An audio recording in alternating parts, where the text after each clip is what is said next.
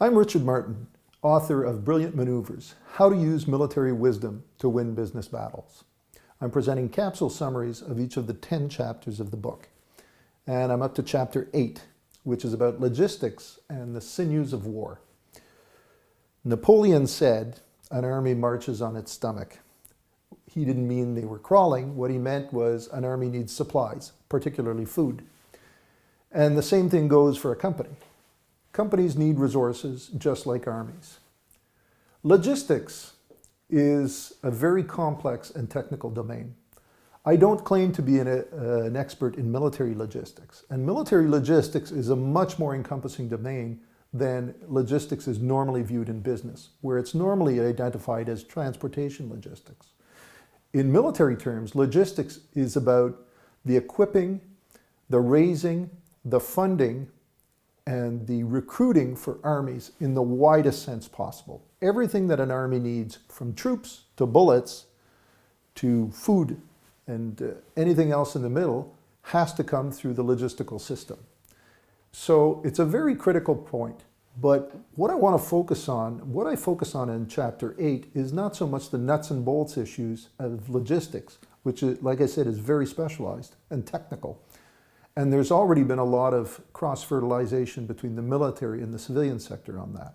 What I want to focus on are the basic principles. And one of those is what I call the bridgehead principle. What's a bridgehead? Well, let's take a historical military example. When the Western Allies needed to invade Northwest Europe in 1944 to defeat Nazi Germany, they had to gain a foothold on the European continent. And they had to select a place to land these troops, gain a foothold, secure it, build up forces, marshal their forces, after which they could conduct a breakout from there and fight the German army to defeat. So they selected Normandy, as many of you probably already know.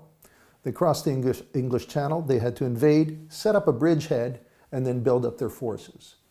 The beauty of this approach, or the advantage of this approach, is it allows you to create a small island of security, or relative security, from which you can create the logistical support you need, the logistical base of operations, marshal your forces, and then break out.